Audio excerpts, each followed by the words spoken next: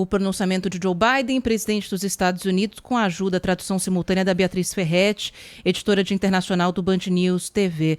Professor Leonardo Trevisan, de Relações Internacionais da ESPM, segue com a gente aqui na linha. O presidente Biden segue falando, mas o principal já foi dito, né, professor? Esse apoio militar dos Estados Unidos garantido. Biden até agora não citou o ataque a esse hospital de ontem, né, que ele citou nos outros discursos, nos outros pronunciamentos que fez, mas reforçou o apoio dos Estados Unidos, novamente comparou o Hamas ao Estado Islâmico, né, que impõe o terror a vários países do Oriente Médio já há um bom tempo, e disse que vão agir para recuperar os reféns, sem poder dar mais detalhes de que maneira os Estados Unidos vão fazer isso. Queria saber como é que o senhor avalia essa fala do presidente americano. Primeiro, né, a gente precisa reconhecer que o presidente americano fez o discurso que se esperava dele, né? O discurso de apoio irrestrito e incondicional a Israel.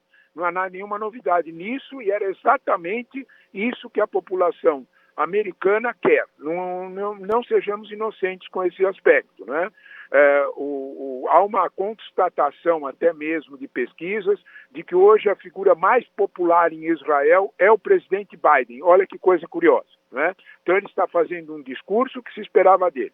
O que é que aparece desse discurso nas partes finais que nós ouvimos na tradução da Beatriz, que me parece muito importante, muito relevante? Primeiro, ele responsabiliza com todo o peso da autoridade de uma fala de Biden a Jihad Islâmica pelo foguete no hospital Al-Harab.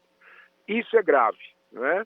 Nós sabemos o quanto a inteligência americana tem de informação sobre isso, alimentando o presidente para uma afirmação desse tipo.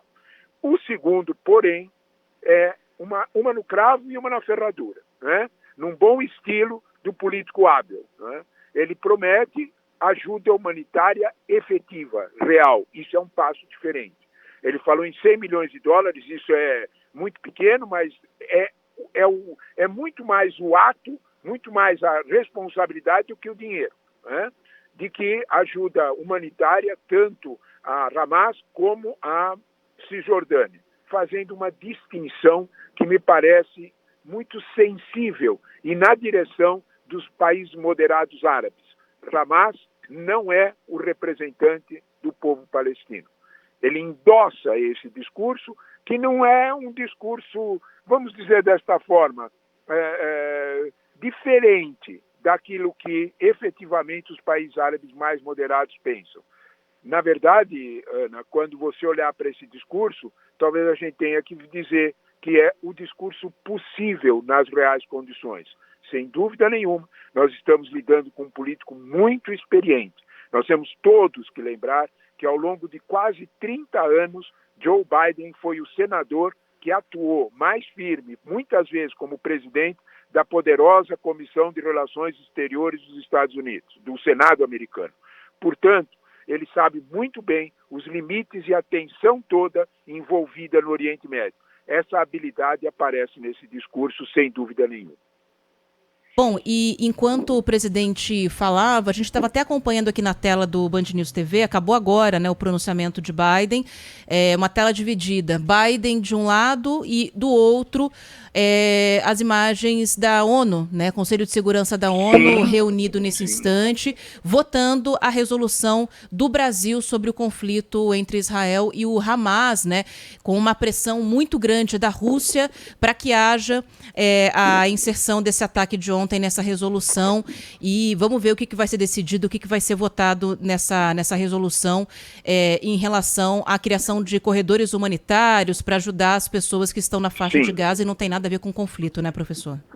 Não tem. Nós temos que, de alguma forma, entender que a questão palestina naquela região, ela é quase secular, né? Nós temos aí uma situação de mais de 70 anos, a ocupação do território, a primeira ocupação de Gaza, que foi desde a divisão de 1947, foi em 1967, na Guerra de 67. Né? Israel ocupou Gaza em 67 e só saiu de lá em 94, na esteira dos acordos de Oslo de 1993. Então a ocupação existe, ela é tradicional, ela pode ocorrer novamente, pode, as intifadas estão na memória de todos. O que há de novo nesse contexto? Um novo desenho geopolítico no mundo. Nós não temos mais uma unipolaridade no mundo. Logo antes que o presidente Biden iniciasse seu discurso, nós estávamos falando exatamente de um outro ator que hoje tem poder efetivo para conter o Irã. É a China. Porque a China conseguiu algo que seria impensável. Ela reuniu no começo de agosto o chanceler iraniano e o chanceler sunita numa mesma mesa, sob o olhar duro de Xi Jinping, dizendo: vocês estão interessados nos meus investimentos? Se entendam. Né? A China tem muita força. Por que tem força com Teherã? Principalmente pelo peso das sanções econômicas, Ana. Né? Teherã sente muito, desde 2006, a força das sanções econômicas que, de alguma forma, estão prejudicando muito a economia iraniana. A gente tem sempre que lembrar que o Irã é um dos países mais jovens do mundo. Mais da metade da população iraniana tem menos de 18 anos. Olha que quadro. Como é que você faz essa população tão jovem que quer expectativas econômicas favoráveis enfrentar sanções econômicas? A China oferece vamos dizer dessa forma, estica-mão econômica, desde que o Irã a escute politicamente. Biden e a diplomacia norte-americana, no Conselho de Segurança, se aproximou da China exatamente para conter Teherã.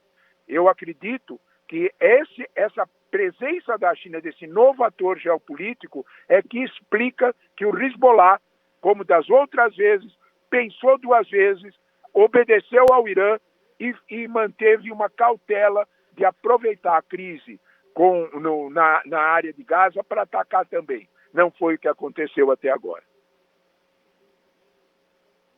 Professor, inclusive, enquanto a gente falava, saiu aqui a decisão do Conselho de Segurança da ONU que rejeitou, acabaram de vetar, os Estados Unidos, aliás, acabou de vetar a resolução do Brasil sobre a guerra, que citava especificamente o Hamas. Houve essa inclusão no texto, né?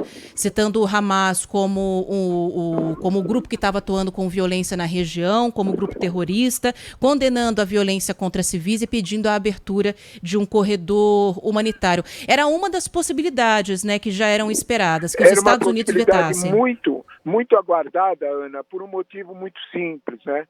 Há uma espécie, assim, vamos chamar desse jeito que é bem brasileiro, há uma espécie de cláusula pétrea nas relações do Conselho de Segurança, no episódio de Israel, que sempre os Estados Unidos veta, que é o direito à autodefesa de Israel. Esse é o ponto. Né? A declaração brasileira, a posição brasileira, a proposta brasileira, ela avançava até um certo ponto, mas não deixava explícito esse direito de autodefesa. Era bastante esperado que exatamente por isso seria vetado. Por que o Brasil não avançou tanto? Porque sabia que se avançasse nessa direção, quem vetaria seria a Rússia e perderia os votos dos países, de alguma forma, dos países dos BRICS que apoiam incondicionalmente a causa palestina. É nesta realidade, é neste contexto que a gente precisa entender essa rejeição da proposta brasileira. Atenção, porém, a proposta brasileira, tudo nas relações internacionais é um processo. A proposta brasileira é um passo à frente da proposta russa. É preciso entender que o Brasil alcançou um certo protagonismo nesse processo. Isso é muito importante. A diplomacia brasileira está operando, na prática, uma certa reforma, uma certa modernização do Conselho de Segurança. Isso é muito interessante. O Brasil nunca tinha tido uma proeminência como está tendo agora. Isso é importante para nós, é importante para todos aqueles que advogam uma reforma no Conselho de Segurança, que não é só o Brasil. Índia, Alemanha, Japão, todos advogam o mesmo que o Brasil. e o Brasil assumiu uma posição de proeminência nisso. Isso precisa ser lembrado. A diplomacia brasileira está agindo de uma forma muito eficiente e isso precisa ser demarcado. Uma rejeição faz parte do jogo, vamos dizer desta forma. E é preciso entender que se dê um passo à frente. As negociações continuarão. Sem dúvida nenhuma, isso que o professor fala é muito importante, né? A diplomacia brasileira tem agido muito bem, tanto que tem conseguido resgatar pessoas em Tel Aviv, por exemplo, né? E foi procurada por outros países, inclusive da América do Sul, para ajudar a resgatar cidadãos que estão por lá também na zona de conflito. Professor, aconteceu tudo enquanto a gente estava conversando. A gente teve a resolução votada e rejeitada no Conselho de Segurança da ONU, Joe Biden fazendo agora um longo pronunciamento e mais contundente, como o senhor bem me corrigiu aqui, esclareceu para o nosso ouvinte.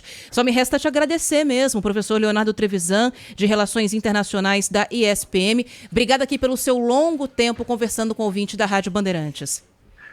Ana e Felipe, obrigado a vocês pelo convite. É sempre muito interessante a conversa com vocês. Excelentes perguntas, uma boa oportunidade para a gente pensar um pouco sobre tudo isso. Obrigado pelo convite e boa tarde, bom dia ainda a todos. Obrigada, professor. Um bom dia também.